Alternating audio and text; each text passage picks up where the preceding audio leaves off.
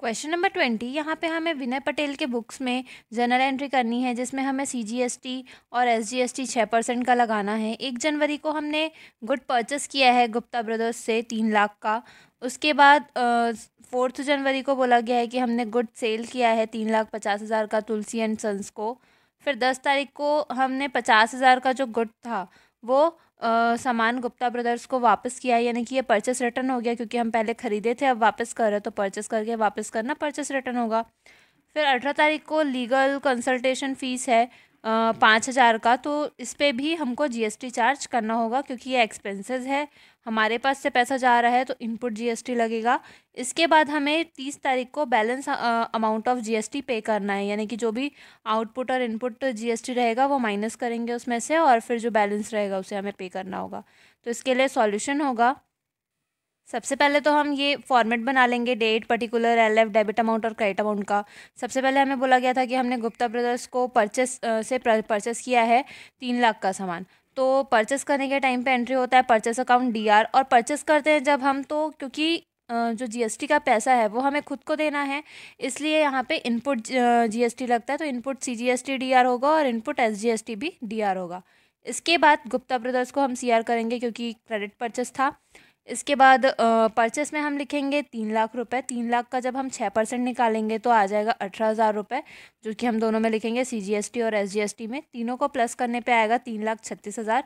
इसके बाद 4 तारीख को हमको कहा गया था कि हमने तुलसी एंड सन्स को सामान बेचा है, तो सेल के टाइम पे एंट्री होती है Tulsi and sons account DR to sales हो जाएगा, और क्योंकि इसमें GST जो है वो तुलसी एंड सन पे करेगा, हम नहीं करेंगे, तो यहाँ पे आउटपुट GST CGST और SGST आ जाएगा, वो भी क्रेडिट में। इसके बाद 3,50,000 का हमने सेल किया था, इसका हम 6% निकालेंगे 3,50,000 का, तो आ जाएगा 21,000 रुपये। तीनों को प्लस करेंगे तो आ जाएगा हमारा 3,92,000 रुपये। फिर 10 जनवरी को कहा गया था कि जो गुप्ता एंड सन से हमने ख़रीदा है ब्रदर्स से, ये जो सामान ख़रीदा है उसमें से 50,000 का सामान हम रिटर्न कर रहे हैं। तो हमको पता है कि परचेस अकाउंट DR होता है, लेकिन जो परचेस रिटर्न होता है वो क्या होता है, CR। तो जब परचेस रिटर्न कर रहे हैं तो इसमें भी GST, क्योंकि हमने ही पे किया था इसलिए इनपुट GST आएगा, लेकिन क्योंकि परचेस रिटर्न क्या होता है, CR, तो मतलब क्रेडिट, तो क्रेडिट में ही हमको इनपुट CGST और SGST को लिखना होगा परचेस रिटर्न के टाइम पे। तो गुप्ता ब्रदर्स को वापस कर रहे हैं तो उनके पास सामान जा रहा है, वो रिसीव कर रहे हैं, इसलिए गुप्ता ब्रदर्स अकाउंट DR होगा टू परचेस रिटर्न और फिर टू इनपुट CGST और SGST। परचेस रिटर्न में हम पहले 50,000 का सामान था तो 50,000 लिखेंगे, इसका 6% निकालेंगे तो आ जाएगा 3,000, जो कि हम दोनों में लिखेंगे CGST SGST में, और इन तीनों को प्लस करने पे आ जाएगा 56,000। इसके बाद 18 तारीख को बोला गया था कि कंसल्टेंसी फ़ीस हमको पे करना है 5,000 का, तो क्योंकि ये भी एक्सपेंस है और एक्सपेंस पे हम करते हैं तो उसके ऊपर GST भी हमको ही पे करना होगा, इसलिए इसमें भी हमको इनपुट CGST और SGST देना होगा, और एक्सपेंसेस हमेशा डेबिट होते हैं इसलिए हमें कंसल्टेंसी फ़ीस को डेबिट करना होगा, और पे हम करेंगे कैश से, इसलिए कैश यहाँ पे क्रेडिट हुआ है। 5,000 का था, 5,000 पे 6% लगाएंगे तो 300 आएगा, तीनों को प्लस करेंगे तो यहाँ पे 5,600 आएगा। इसके बाद हमको 30 तारीख को बैलेंस जो GST अमाउंट है उसे पे करने की एंट्री करनी है। तो जब हम पे करते हैं तो वहाँ पे आउटपुट GST जो होता है वो डेबिट हो जाता है और इनपुट वाला क्रेडिट होता है।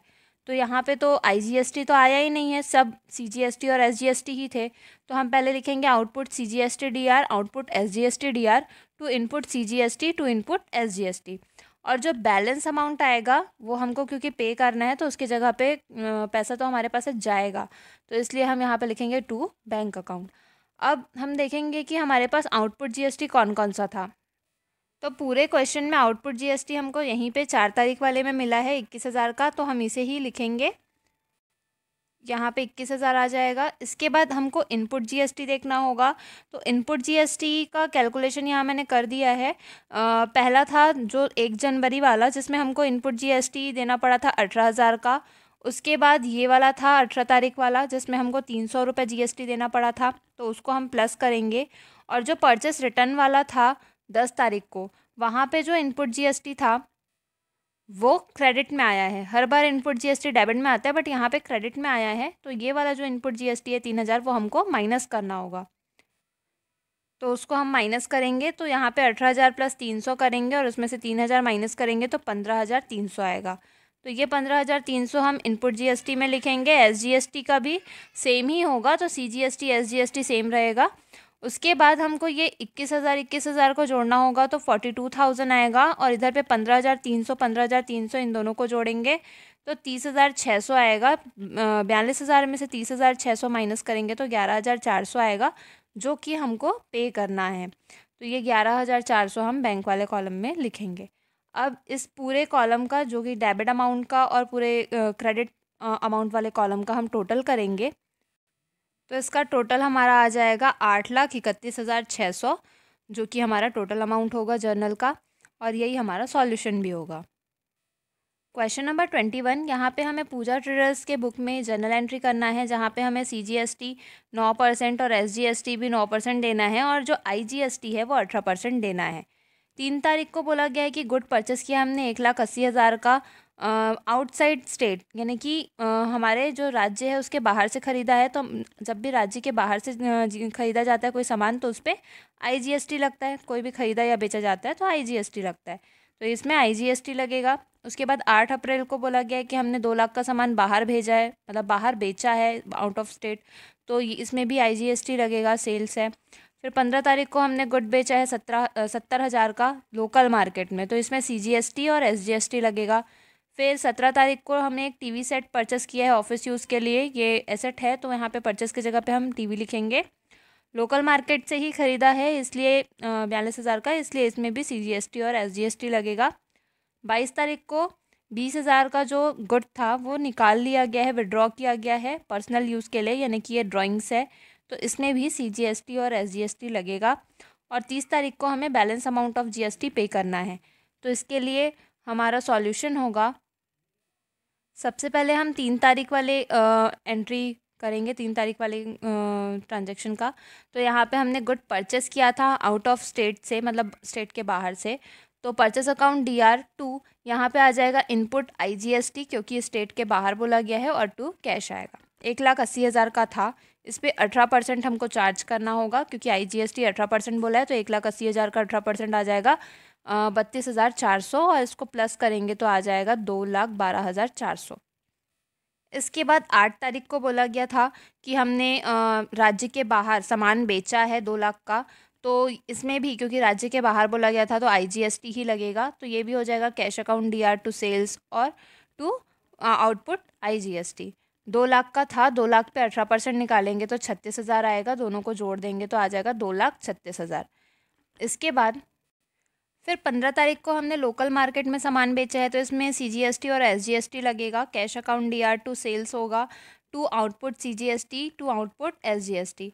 70,000 का था, इसका 9% निकालेंगे तो 6,300 आएगा, सेम यहाँ पे भी आएगा। इन तीनों को प्लस करेंगे तो यहाँ पे आ जाएगा 82,600। इसके बाद 17 तारीख को हमने टीवी सेट परचेस किया है ऑफिस के लिए, तो टीवी सेट क्योंकि ये एसेट है, तो यहाँ पे हम परचेस करते हैं तो परचेस अकाउंट DR होता है, बट जब भी हम एसेट परचेस करते हैं संपत्ति, तो वहाँ पे हमको संपत्ति का नाम लिखना होता है, तो यहाँ पे हम परचेस की जगह पे लिखेंगे टीवी अकाउंट DR। और क्योंकि ये भी लोकल मार्केट से ख़रीदा गया है, इसलिए इसमें भी इनपुट सीजीएसटी और एसजीएसटी लगेगा, और हम पे करेंगे कैश, तो यहाँ पे आएगा टू कैश। 42,000 का टीवी था, इस पर 9% हम निकालेंगे तो यह आ जाएगा हमारा 3,780, सेम यहाँ पे भी आएगा एसजीएसटी में, तीनों को प्लस करेंगे तो 49,560 आ जाएगा हमारा कैश। इसके बाद 20,000 जो है वो विड्रॉ किया गया है पर्सनल यूज़ के लिए, तो 22 तारीख को, तो हम यहाँ पे जब भी पर्सनल यूज़ के लिए निकाला जाता है तो उसे ड्राइंग्स बोला जाता है, तो ड्राइंग्स अकाउंट DR2 परचेस करेंगे, क्योंकि मैंने पहले भी बताया कि जहाँ पे हम पर्सनल यूज़ के लिए अगर गुड्स निकाल रहे हैं तो उसको वहाँ पे हम परचेस लिखते हैं गुड्स की जगह पे, तो यहाँ पे 2 परचेस होगा और 2 इनपुट आईजीएसटी, 2 इनपुट एसजीएसटी आएगा, क्योंकि हम अगर निकाल रहे हैं गुड्स को तो उसका जो टैक्स है वो भी हम ही पे करेंगे, इसलिए इनपुट जीएसटी है। 20,000 का हमने निकाला था, 20,000 का 9% करेंगे तो आ जाएगा 1,800, सेम यहाँ भी आएगा, तीनों को जोड़ेंगे तो 23,600 आएगा। इसके बाद हमको इसका आगे का एंट्री करना है 30 तारीख को, जिसमें हम जीएसटी पे करने की एंट्री करेंगे। तो क्योंकि इस क्वेश्चन में हमारा आईजीएसटी भी था तो हम आउटपुट आईजीएसटी DR करेंगे, फिर एसजीएसटी DR करेंगे और आउटपुट सीजीएसटी भी DR करेंगे। सेम टू करके हम input IGST, to input CGST, to input SGST करेंगे और जो अमाउंट हमको पे करना रहेगा उसे हम टू बैंक लिखेंगे। अब यहाँ पे आउटपुट IGST हमारा दिया हुआ था 36,000 का और IGST जो था इनपुट वाला वो था 32,400 का। तो हम यहाँ पे लिख देंगे आउटपुट वाले में 36,000 और इनपुट वाले में 32,400। इसके बाद इनपुट CGST हमको देखना होगा। तो CGST हमारा था, एक तो यहाँ पे था हमारा 17 तारीख को 3,780 का, और दूसरा यहाँ पे हमारा था जो कि क्रेडिट में था, तो इसको हमें माइनस करना होगा 1800। तो जब हम इसमें से माइनस करेंगे 3,780 में से 1800 तो आ जाएगा 1,980। इसके बाद हम टोटल करेंगे तो आउटपुट CGST जो था वो एक ही था यहाँ पे 6,300 वाला, उसे भी हम लिखेंगे। तो वो हमने यहाँ पे लिख दिया आउटपुट CGST 6,300 और इनपुट CGST तो हमने निकाला ही है 1,980, वो हमने यहाँ पे इनपुट वाले में लिखा। अब हम 36,000, 6,300, 6,300 इन सबको जोड़ेंगे और उसमें से माइनस करेंगे। इनको पहले जोड़ेंगे हम 32,400, 1,980, 1,980 इन्हें हम जोड़ लेंगे और फिर जो अमाउंट आएगा उससे इसे माइनस करेंगे। तो इन तीनों को जोड़ने पे हमारा अमाउंट आ रहा है 48,600 का, और जब 32,400, 1,980, 1,980 इन तीनों को जोड़ेंगे तो आ जाएगा 36,360। इसे माइनस करेंगे जब तो आ जाएगा 12,240, जिसे हम यहाँ पे बैंक वाले कॉलम में लिखेंगे और यही हमारा सॉल्यूशन होगा।